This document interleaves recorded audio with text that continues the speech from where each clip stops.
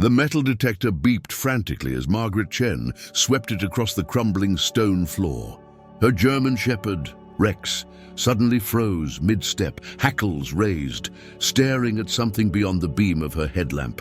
The 72-year-old former army colonel had seen that look before, in Afghanistan, moments before IED discoveries that saved entire platoons. "What is it, boy?" she whispered, her weathered hands tightening around the detector's handle.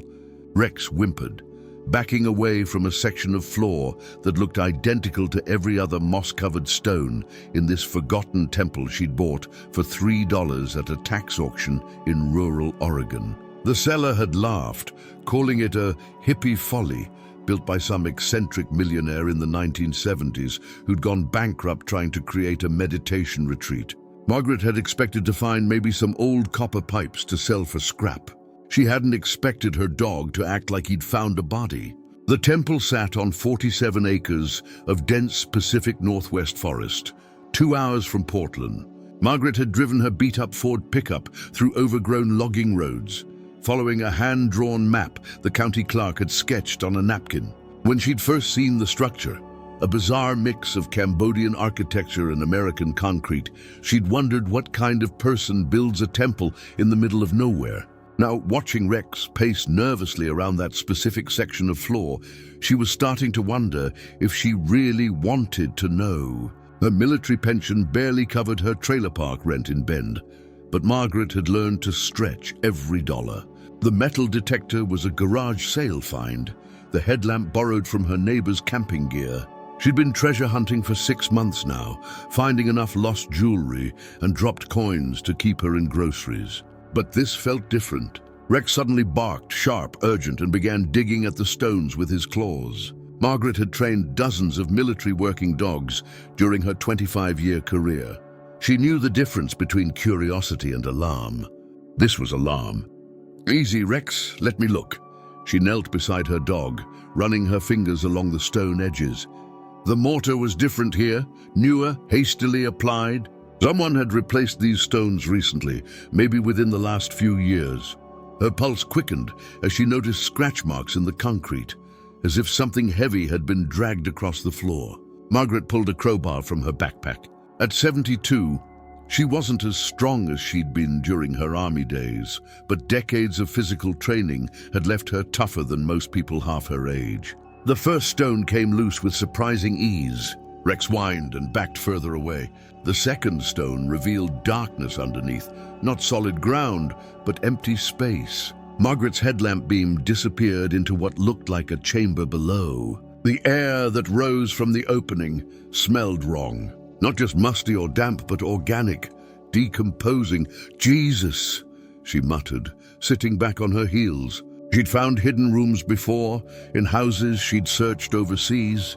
Usually they contained weapons caches or intelligence documents. Sometimes they contained things she tried not to think about anymore. But this was Oregon, not Kandahar. What could possibly be hidden under a fake temple in the middle of American forest? Margaret pried up 2 more stones, creating an opening large enough to squeeze through. Her headlamp revealed rough-hewn walls extending down about 8 feet. Wooden ladder rungs had been bolted into one wall, though several looked rotted. Rex barked again, more insistently. I know, boy. I don't like it either." But Margaret had spent her entire adult life walking into situations that made her uncomfortable. That's what soldiers did. That's what survivors did. She tested the ladder rungs carefully, distributing her weight gradually. The wood held. At the bottom, her boots splashed into an inch of standing water that had probably been accumulating for years. The chamber was larger than she'd expected, maybe 20 feet square, with rough concrete walls that suggested hasty construction. Her headlamp beam swept across the space and stopped. Bones, not animal bones. These were too large, too structured. They lay arranged against the far wall in what looked like deliberate positioning. Margaret had seen enough human remains during her military service to recognize femurs, rib cages, skulls. But these were wrong. The femur bones were nearly 4 feet long. The skulls were massive, with pronounced brow ridges and jaw structures that looked almost primitive. The rib cages could have housed organs twice the size of normal human anatomy. Margaret's hands shook as she pulled out her phone to take pictures. No signal down here, but the camera still worked. She needed documentation, evidence, because what she was looking at was impossible. Above her, Rex's barking had become frantic. She photographed everything methodically, the way she'd been trained to document evidence in combat zones. The bones appeared ancient but well preserved in the dry chamber. Someone had arranged them carefully, almost reverently. Near the largest skull, she found a leather journal wrapped in plastic. The pages were filled with handwritten notes in English, dated from 1976 to 1978. The handwriting was precise, scientific. Day 43. The specimens continue to exceed all expectations. Carbon dating suggests these remains are approximately 8,000 years old, predating known human settlement in this region by millennia. Day 67. Local tribal elders refuse to discuss the site. They refer to it only as the place where giants slept and warn against disturbing the remains. Day 91. Financial backing has been withdrawn. The university committee calls my findings inconsistent with established archaeological evidence. They don't understand what we've discovered here.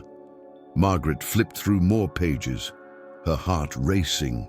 The journal belonged to Dr. Harrison Blackwood, apparently the eccentric millionaire who'd built the temple. According to his notes, he'd been an archaeologist who discovered these remains during a routine survey of the property in 1976. The final entry was dated December 15th, 1978. They're coming to shut down the site tomorrow. I've hidden the most significant specimens in the chamber beneath the temple floor. Future generations will vindicate this discovery. The giants were real. They lived here. They died here. And someone needs to tell their story. Margaret's headlamp flickered. The battery was dying. She grabbed the journal and climbed quickly back up the ladder. Rex was waiting at the top, pacing in tight circles. "It's okay, boy. We're getting out of here." But as she replaced the stones over the opening, Margaret's mind was racing. She'd stumbled onto something that could rewrite history books. These weren't just old bones. They were evidence of a lost civilization, hidden for decades by a man who'd sacrificed his fortune to protect them. The question was, what was she going to do about it? Margaret drove home in silence, the journal on the passenger seat beside her. Rex sat in the back of the truck, still agitated. Every few minutes, he'd whine and look back toward the forest where they'd left the temple. Back in her trailer, Margaret spread the journal pages across her kitchen table and began reading more carefully. Dr. Blackwood had been thorough in his documentation. He'd found 17 complete skeletons, all showing similar gigantic proportions. Carbon dating placed them between 7 and 9,000 years old. Most remarkably, they showed signs of sophisticated tool use and possibly even primitive metallurgy. But the academic establishment had rejected his findings. Colleagues had accused him of fraud. Funding had been cut. Eventually, he'd been forced to abandon his research and hide the evidence. Margaret understood that kind of institutional betrayal. She'd seen it in the military. Inconvenient truths buried by bureaucrats who preferred comfortable lies. Her phone rang, startling her from her thoughts. The caller ID showed her daughter's number. "Hi, Mum. How was your treasure hunting today?" Sarah called every few days to check on her. A successful lawyer in Seattle, she worried constantly about Margaret living alone in the trailer park, scraping by on her pension. "Found something interesting," Margaret said carefully. "More bottle caps and lost wedding rings." Margaret looked at the journal pages spread across her table. Something like that. After hanging up, she sat in her recliner and stared out the window at the forest beyond the trailer park. Somewhere out there, hidden beneath a crumbling temple, lay evidence that could change everything. Humanity thought it knew about its own history. But who would believe a 72-year-old veteran living in a trailer park? Who would listen to someone the world had already written off as irrelevant? Rex padded over and laid his head on her lap, sensing her distress. "And what do you think, boy? Are we crazy for believing what we saw down there?" Rex's tail wagged once, his way of saying he trusted her judgment, whatever she decided to do. Margaret opened the journal again and began reading Dr. Blackwood's research notes more carefully. If she was going to pursue this, she needed to understand exactly what she'd discovered. And she needed to figure out how to prove it to a world that had already rejected this truth once before. The bones were real. The evidence was undeniable. Now she just had to decide whether she was brave enough to fight for it. Se você está gostando dessa história incrível, não esqueça de se inscrever no canal e ativar o sininho para não perder nenhum episódio. Deixe um comentário contando o que você acha que Margaret deveria fazer com essa descoberta. E clique no botão de like para ajudar o canal a crescer. Margaret spent 3 sleepless nights studying Dr. Blackwood's journal before making her decision. On Thursday morning, she drove to the Deschutes County Library in Bend and used their computers to research everything she could find about the archaeologist. Harrison Blackwood had been legitimate, a respected professor at Oregon State University until 1978, when his career had imploded spectacularly. Newspaper archives showed headlines like "Professor claims giant skeletons found in Oregon" and "University distances itself from controversial researcher." The academic community had destroyed him systematically, questioning his methods, his sanity, and his integrity. But Margaret noticed something the newspapers had missed.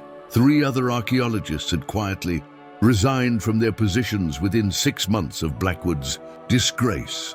Dr. Elena Vasquez had left. Stanford, Dr. Michael Thornton had abandoned his tenure at UC Berkeley.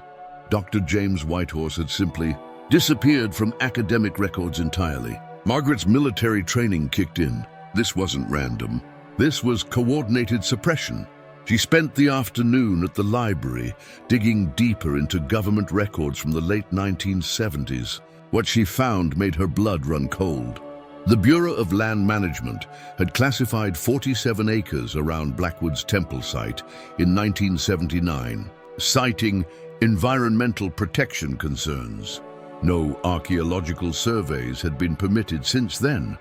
Someone had been very determined to keep people away from those bones. Margaret drove home with a growing sense of urgency. If powerful people had worked this hard to bury Blackwood's discovery, they wouldn't hesitate to silence an old veteran who'd stumbled onto their secret. But Margaret had survived 3 tours in Afghanistan by being smarter than her enemies. She wasn't going down without a fight. That evening, she called her daughter. "Sarah, I need to ask you something, and I need you to trust me." "Mom, you're scaring me." "What's wrong?" If something happens to me, I need you to go to my trailer. In the kitchen drawer next to the sink, there's a manila envelope. Take it to the Seattle Times and ask for their investigative reporter.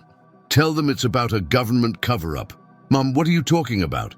What kind of trouble are you in?" Margaret looked at Rex, who was lying by the door, still agitated 3 days after their discovery. "Would do the kind that gets people disappeared. Promise me, Sarah." "I promise, but you're really freaking me out here." "Good, stay freaked out. It'll keep you safe." Margaret hung up and spent the next hour photographing every page of Blackwood's journal. She uploaded the images to a cloud storage account, then printed copies and sealed them in the envelope she'd told Sarah about. If they came for her, at least the evidence would survive.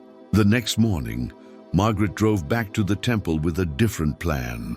Instead of treasure hunting, she was going to document everything properly. She'd brought her neighbor's digital camera, extra batteries, and a tape measure. If she was going to expose this cover-up, she needed irrefutable evidence.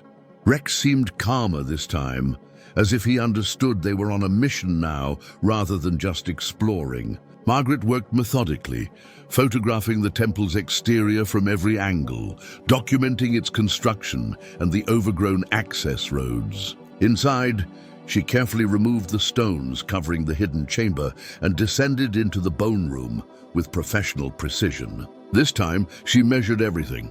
The femur bones averaged 3 feet 11 inches. The skulls showed cranial capacities nearly twice that of modern humans. The rib cages suggested beings who stood between 9 and 10 feet tall. But as she worked, Margaret noticed details she'd missed during her first panicked visit. Tool marks on some of the bones suggested they'd been deliberately cleaned and prepared for burial. Traces of what looked like ceremonial ochre stained several skulls. These weren't just random remains. They were evidence of a sophisticated culture that had honored their dead. Margaret was photographing the largest skull when she heard vehicles approaching above. Rex barked once, his warning signal. Margaret's heart hammered as she climbed quickly up the ladder. Through the temple's crumbling windows, she could see 2 black SUVs parked beside her pickup truck. Men in dark suits were examining her vehicle, checking the license plates. Federal agents had to be.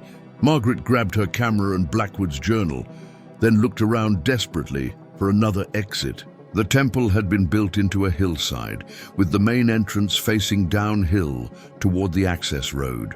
But there might be a back way out. She found it, a narrow gap in the rear wall where the concrete had cracked and shifted over the decades. Margaret squeezed through just as she heard footsteps approaching the temple entrance. "Mrs. Chen, we know you're in there. We just want to talk."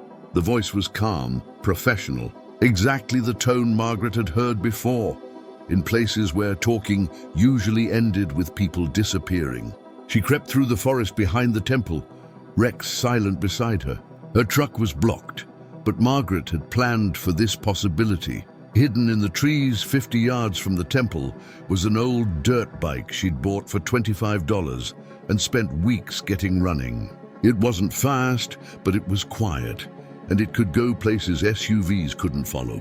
Margaret waited until the agents entered the temple, then made her move. She and Rex reached the bike without being spotted.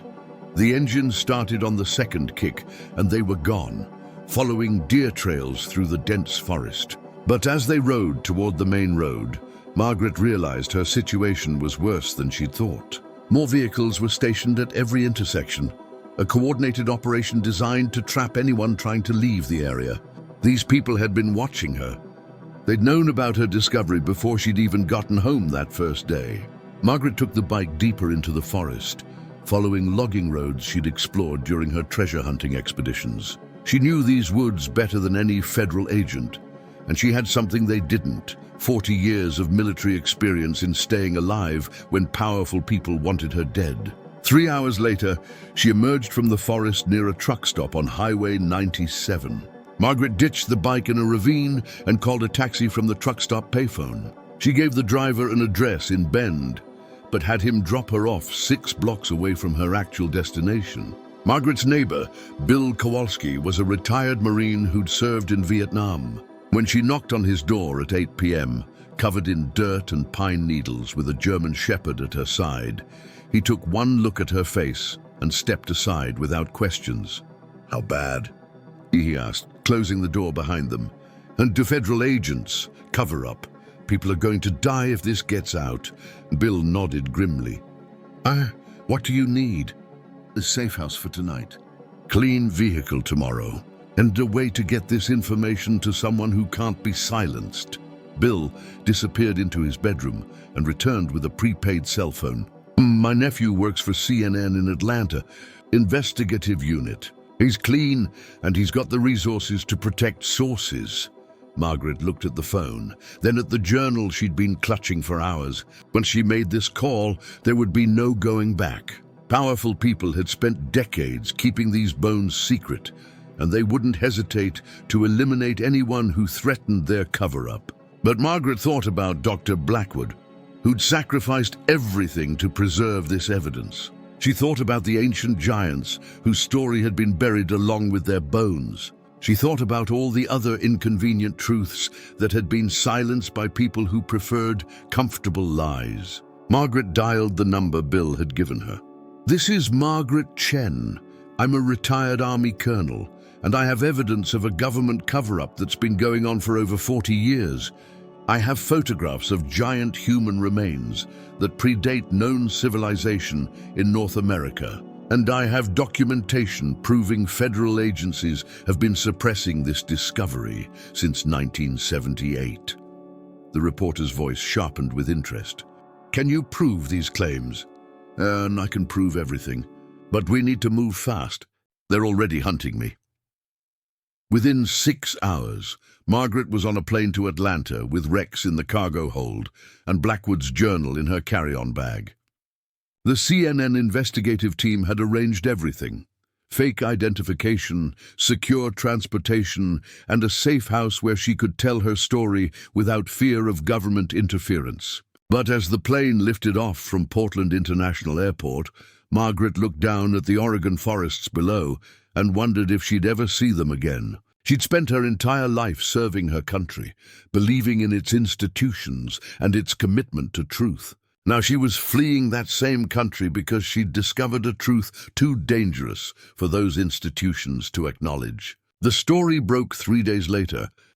CNN's investigative team had verified Margaret's evidence, consulted with independent archaeologists, and traced the government cover-up through 40 years of classified documents. The headlines were explosive. Veteran discovers evidence of ancient giants in Oregon, and government accused of suppressing archaeological evidence.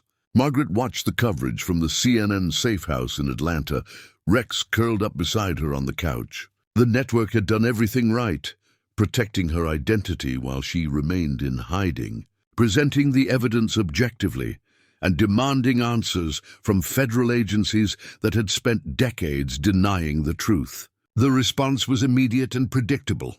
Government officials dismissed the claims as unsubstantiated speculation. Academic institutions questioned the authenticity of the evidence. Social media exploded with debates between believers and skeptics. But Margaret had achieved something Dr. Blackwood never could. She'd gotten the story out before they could silence her. The evidence was public now, documented and verified by independent sources. The truth was finally free. 3 weeks later, Margaret received a call from an unexpected source, Dr. James Whitehorse, the archaeologist who disappeared from academic records in 1978. "Mrs. Chen, I've been waiting 40 years for someone like you to come forward. I have more evidence, much more, and I know where they've hidden the other sites." Margaret smiled for the first time since discovering the bones. The fight was just beginning, but she wasn't fighting alone anymore. The truth had a way of finding allies, even when powerful people tried to bury it. Dr. Blackwood's giants were finally going to get the recognition they deserved. And Margaret Chen, a 72-year-old veteran who'd bought a temple for $3, was going to make sure the world heard their story. Rex wagged his tail, sensing her determination. Together, they'd uncovered one of the greatest archaeological discoveries in human history. Now they were going to make sure it stayed uncovered. The bones had waited 8,000 years to tell their story. Thanks to a curious veteran and her loyal dog, they wouldn't have to wait any longer. Essa história incrível chegou ao fim, mas a aventura não para por aqui. Se você ficou impressionado com a descoberta de Margaret e quer ver mais conteúdo como este, não esqueça de se inscrever no canal e ativar todas as notificações. Deixe um comentário contando qual parte da história mais te surpreendeu. Foi a descoberta dos ossos gigantes ou a perseguição dos agentes federais? E não se esqueça de dar aquele like maroto para ajudar o canal a crescer e trazer mais histórias fascinantes como esta. Compartilhe com seus amigos que adoram mistérios e descobertas arqueológicas. Eles vão ficar de queixo caído. Nos vemos no próximo vídeo com mais aventuras incríveis.